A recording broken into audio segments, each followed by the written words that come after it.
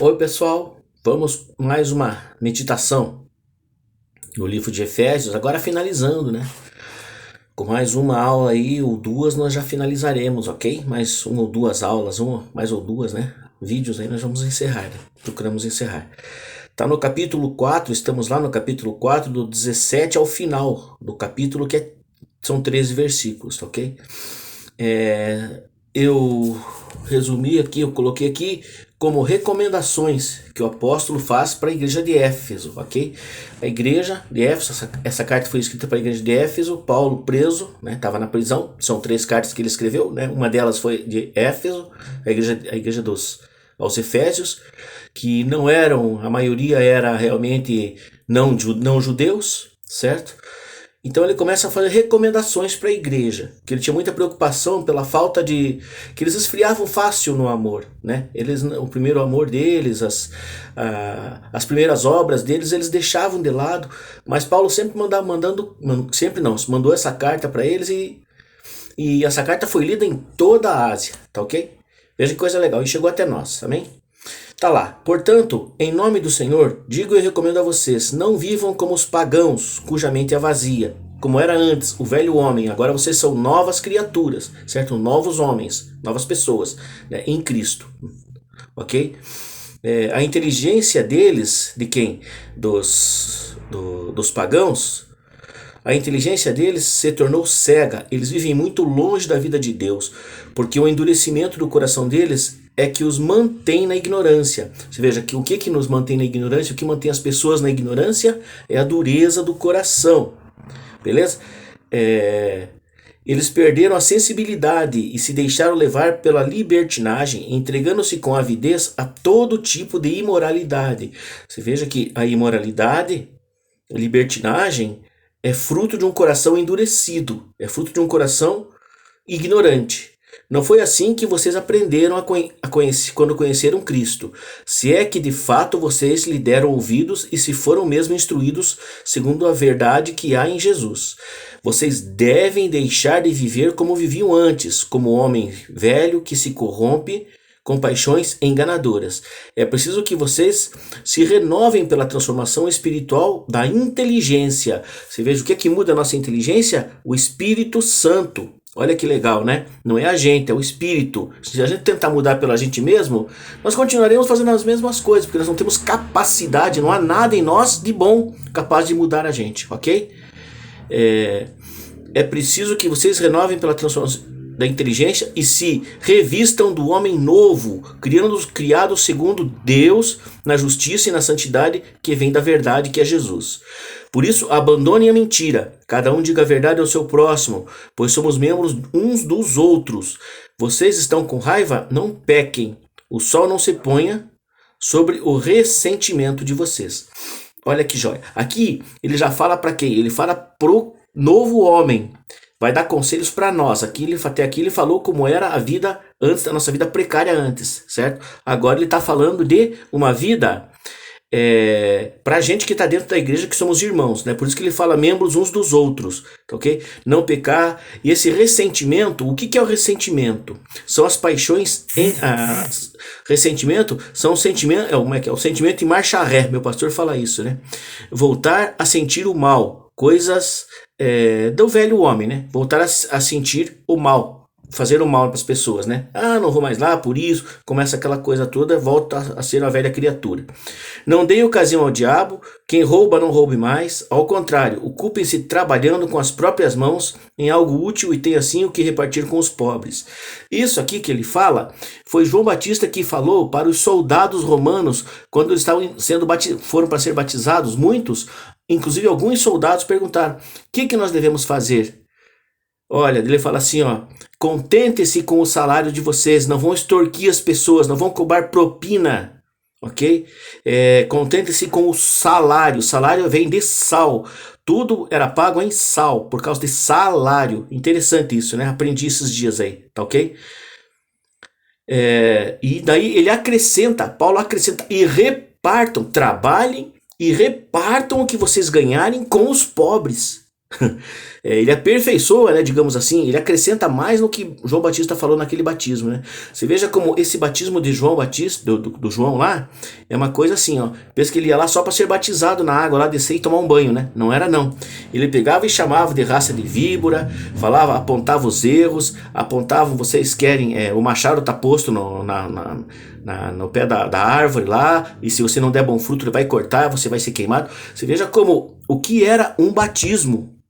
Atenção, atenção, né? Batismo, coisa séria, rapaz. Isso é uma coisa muito séria. É sério. A gente tem que aprender a apontar os erros das pessoas e ver se elas estão dispostas a se arrepender e serem batizadas realmente, né? Porque nem esses soldados perguntaram, né? Perguntaram, quem pergunta que é a resposta, e ouviram, né? Beleza? Que nenhuma palavra inconveniente saia da boca de vocês, ao contrário, se for necessário, digam boas palavras, que sejam capazes de edificar e fazer o bem aos que a ouvem, o que João Batista fez, né? Não entristeçam o Espírito Santo com que Deus marcou vocês para o dia da libertação. Afaste de vocês toda e qualquer aspereza, desdém, raiva, gritaria, insultos. Olha, pessoal, isso aqui é muito, não é nada longe, né? Não é nada espiritual, assim, espiritualmente longe de nós, que está difícil de ser cumprido. Olha só, afastem aspereza, desdém, raiva, gritaria, insulto. Esse mandamento não está longe de nós, está perto. Porque isso aqui está na cara de quem quer mudança. Quem quer mudança tem que praticar. Você veja que às vezes a gente fica esperando, Senhor, muda o meu coração, por que eu sou assim, gritão, por que eu sou mentiroso, por que eu insulto as pessoas, por que eu faço maldades, pratico a maldade? Pratique a bondade. Você veja como não é difícil. Às vezes nós colocamos isso num alvo de santidade, eu vou ter que ser lá um santo, né? E aí a gente acaba perdendo essa oportunidade, tá? Ele fala assim, ó, sejam bons e compreensivos uns com os outros, perdoando-se mutuamente, assim como Deus perdoou vocês, certo? Perdoou vocês em Jesus Cristo. Só em Cristo há perdão dos pecados, ok? Veja só. Então, resumindo aqui em 2 linhas, todo esse trecho que nós lemos. Todo mandamento é possível de ser cumprido por nós cristãos. Para isso, nós temos que ter fé, certo? Se quisermos agradar ao Pai, temos que ser como Jesus, estar em Cristo, ok? Nós não podemos viver como pagãos, incrédulos, como gentios, ímpios. Nós não podemos ser assim, tá ok? O coração duro impede o andar do novo homem em sua visão. No versículo 22, ele falou do sentimento em marcha ré, do ressentimento. Ressentir é sentir de novo os sentimentos da ignorância, o pecado, ódio, ira, sabe, desdém, isso tudo que ele fala aqui no finalzinho que nós lemos agora há pouco, ok, filhos? Então, veja bem, vamos para frente.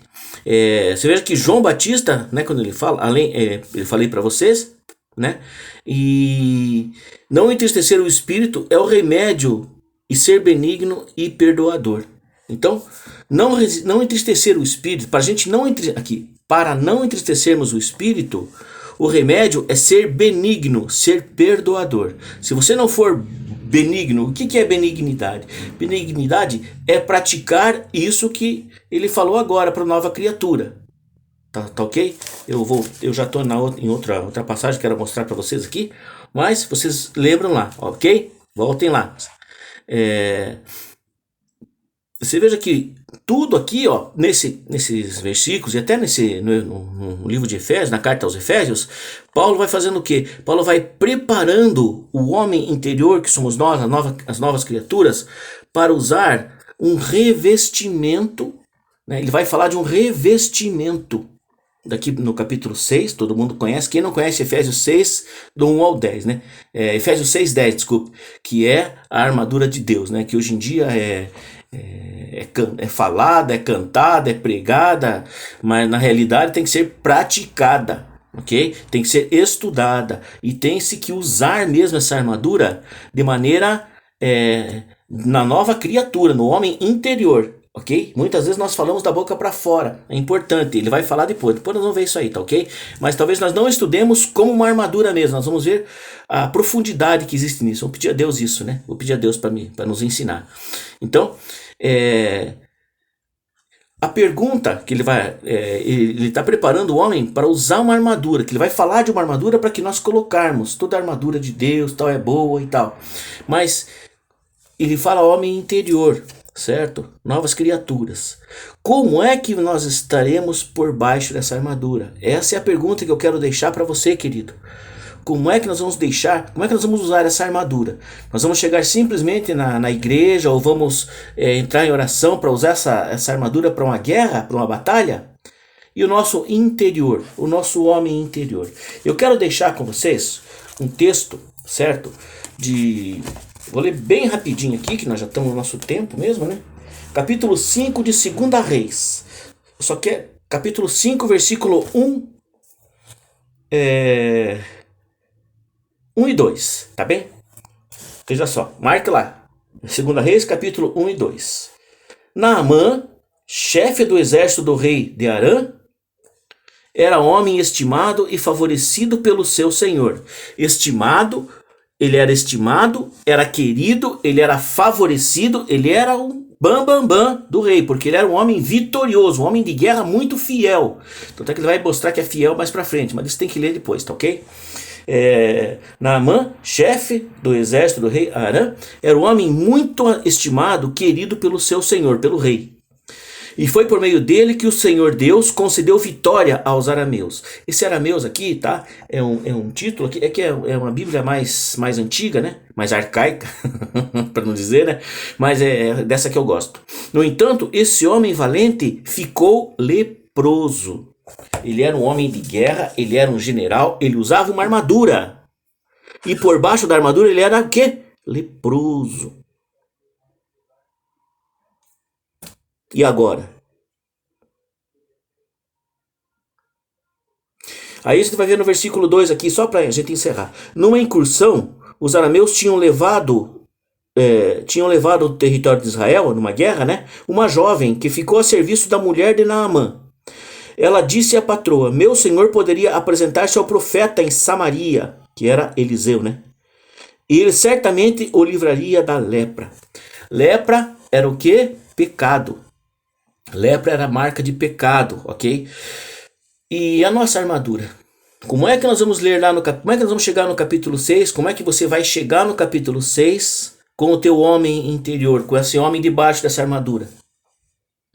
Leproso? Esse é o problema. A própria armadura, né? Tem um estudo que fala que a própria armadura, de tantas ficarem meses com aquela armadura de metal, aquelas coisas todas, as feridas da própria armadura causavam lepra. Pensa nisso e nós vamos estudando isso aí, vamos chegar no capítulo 6 e acredito que em 2 semanas. Deus te abençoe, pessoal. Tchau, fica com Deus.